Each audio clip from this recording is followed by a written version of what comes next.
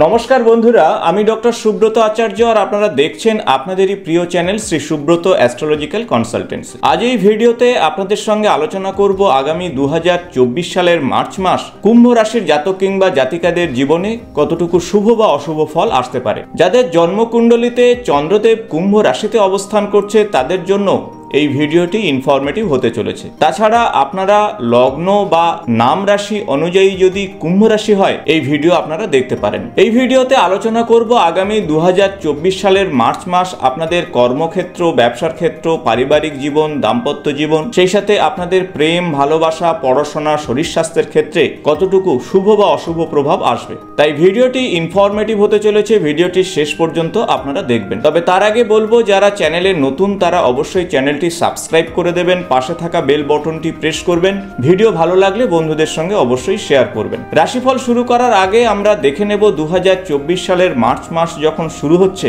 তখন গ্রহগত অবস্থান কেমন থাকছে। 2024 সালের মার্চ মাস শুরু হওয়ার সময় থেকেই আপনার রাশির অধিপতি শনিদেব আপনার রাশিতেই অবস্থান করছে, সেই সাথে বুধ এবং রবিদেব। বুধ 7ই মার্চ গোচরের পরিবর্তন ঘটিয়ে দ্বিতীয়ভাবে প্রবেশ করবে এবং 15ই মার্চ রবিদেব গোচরের পরিবর্তন ঘটিয়ে দ্বিতীয়ভাবে প্রবেশ করবে। দ্বিতীয়ভাবে রাহু অবস্থান করবে সম্পূর্ণ মাস। আপনার রাশি সাপেক্ষে একাদশ এবং দ্বিতীয় ভাবের অধিপতি দেবগুরু বৃহস্পতি সম্পূর্ণ মাস তৃতীয়ভাবে অবস্থান করবে। দ্বাদশভাবে অবস্থান করছে মঙ্গল এবং শুক্র। তবে শুক্র 11ই মার্চ তার গোচরের পরিবর্তন ঘটিয়ে আপনার রাশিতেই প্রবেশ করবে। দেবগুরু বৃহস্পতি আপনাদের রাশি সাপেক্ষে তৃতীয়ভাবে অবস্থান করছে এবং কেতু অবস্থান করছে অষ্টম ভাবে। ঠিক এমনই গ্রহগত অবস্থান অনুযায়ী আসুন জেনে নেওয়া যাক আগামী 2024 সালের মার্চ মাস আপনাদের জীবনে কি ফল নিয়ে আসবে। প্রথমে আসবো আপনাদের শরীর স্বাস্থ্যের বিষয়। আপনার রাশির অধিপতি শনিদেব সম্পূর্ণ মাস আপনার রাশিতেই অবস্থান করছে। তবে আপনাদের রাশির সাপেক্ষে অষ্টম গৃহের অধিপতি বুধ কিন্তু আপনার রাশিতে 7ই মার্চ পর্যন্ত থাকছে এবং সপ্তম গৃহের অধিপতি রবিদেব 15ই মার্চ পর্যন্ত থাকবে। শরীর স্বাস্থ্য সংক্রান্ত বিষয়ে মাসের প্রথমার্ধে একটু সতর্ক থাকুন। খাবার দাবারের বিষয়ে বা পুরানো রোগ ভোগের বিষয়ে সতর্ক না হলে সমস্যা তৈরি হতে পারে। তবে মাসের দ্বিতীয়ার্ধ আপনাদের শরীর স্বাস্থ্য সংক্রান্ত বিষয়ে খুব একটা নেগেটিভ প্রভাব আসবে না। এখন আসবো আপনাদের পড়াশোনা সংক্রান্ত বিষয়ে। পঞ্চম ভাব থেকে পড়াশোনা সংক্রান্ত বিষয়ে বিচার করা হয়। পঞ্চম গৃহের অধিপতি হলো বুধ। মাসের শুরুতেই আপনার রাশিতেই অবস্থান করছে। 7ই মার্চ দ্বিতীয়ভাবে রাহুর সঙ্গে অবস্থান করবে এবং বুধ আপনাদের সপ্তম গৃহের অধিপতি হয়ে মাসের প্রথম আর্ধ অর্থাৎ 15ই মার্চ পর্যন্ত থাকছে, তারপরে দ্বিতীয়ভাবে প্রবেশ করছে। তাই পড়াশোনা সংক্রান্ত বিষয়ে খুব একটা নেগেটিভ প্রভাব আসছে না। নতুন কোনো কোর্সে ভর্তি হতে পারেন বা যে কোর্সে ভর্তি হয়েছেন সেখানে ভালো রেজাল্ট করতে পারেন। যারা কর্ম সংক্রান্ত বিষয়ে প্রচেষ্টা চালাচ্ছেন তাদের জন্য এই সময় ভালো ফল আসবে। সার্বিক দিক থেকে পড়াশোনা সংক্রান্ত বিষয়ে খুব একটা নেগেটিভ প্রভাব আসছে না 2024 সালের মার্চ মাস। আসবো আপনাদের প্রেম ভালোবাসার ক্ষেত্রে। পঞ্চম ভাব থেকে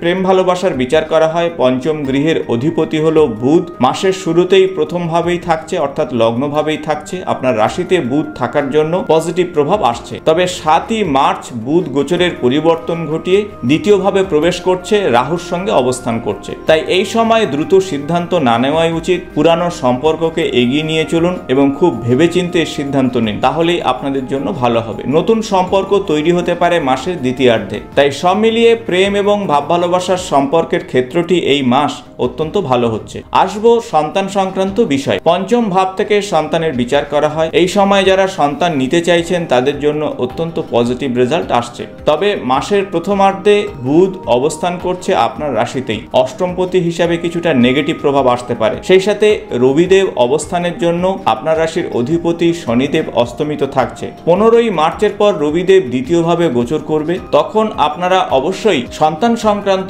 বিষয়ে সিদ্ধান্ত নিতে পারেন। তাছাড়া সন্তানের শরীর স্বাস্থ্য, পড়াশোনা সংক্রান্ত বিষয়ে এই মাসে আপনারা অত্যন্ত ভালো ফল পাবেন। সব মিলিয়ে বলা যেতে পারে 2024 সালের মার্চ মাস সন্তান সংক্রান্ত বিষয়ে আপনারা অত্যন্ত ভালো ফল পাচ্ছেন। এখন আসবো আপনাদের দাম্পত্য জীবন সংক্রান্ত বিষয়ে। সপ্তম ভাব থেকে দাম্পত্য জীবনের বিচার করা হয়। সপ্তম গৃহের অধিপতি হলো রবিদেব। মাসের শুরু থেকেই আপনার রাশিতেই অবস্থান করছে এবং 15ই মার্চের পর রবিদেব গোচরের পরিবর্তন ঘটিয়ে দ্বিতীয়ভাবে প্রবেশ করবে। সেক্ষেত্রে বলবো মাসের শুরুটি আপনাদের বৈবাহিক সম্পর্কের ক্ষেত্রটি অত্যন্ত ভালো হচ্ছে। পুরানো সম্পর্কের ক্ষেত্রে কোনো সমস্যা থাকলে সেখান থেকে বেরিয়ে আসবেন। তবে মাসের দ্বিতীয়ার্ধে রবিদেব দ্বিতীয়ভাবে প্রবেশ করে রাহুর সঙ্গে অবস্থান করবে, সেক্ষেত্রে গ্রহণযোগ তৈরি হবে। পারস্পরিক সম্পর্কের বিষয়ে সতর্ক থাকুন, শরীর স্বাস্থ্য সংক্রান্ত বিষয়ে কিছুটা নেগেটিভ প্রভাব তৈরি হতে পারে। তাই সার্বিক দিক থেকে দাম্পত্য জীবনের সম্পর্কের বিষয়ে কিছুটা মিশ্র ফল আপনারা পাবেন। এখন আসবো গুরুত্বপূর্ণ তিনটি বিষয়, আপনাদের ভাগ্য,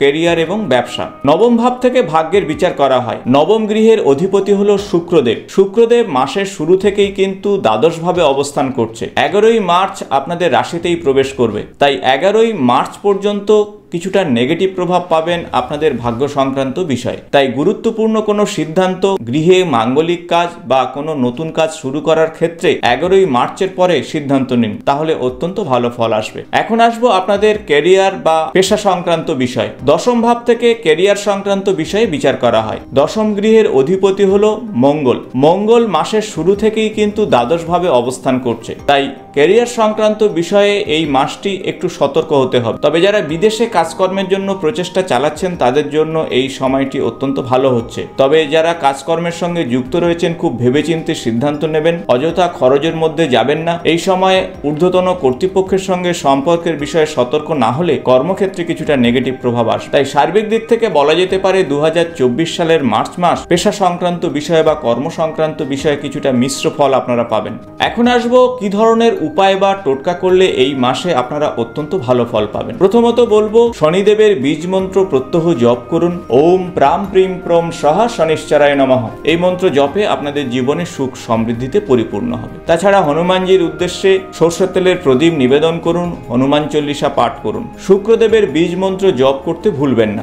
ওম দ্রাম দ্রিম দ্রোম সহা শুক্রায় নমঃ। প্রত্যহ সন্ধ্যার সময় শুক্রদেবের বীজ মন্ত্র জপ করলে আপনাদের জীবনে সুখ এবং সমৃদ্ধিতে পরিপূর্ণ হবে। আশা করব ভিডিওটি ইনফরমেটিভ হয়েছে। ভালো লাগলে বন্ধুদের সঙ্গে শেয়ার করবেন। আগামী নতুন কোনো জ্যোতিষ সংক্রান্ত ভিডিওতে আপনাদের সঙ্গে দেখা হবে। আজ এই পর্যন্ত, নমস্কার।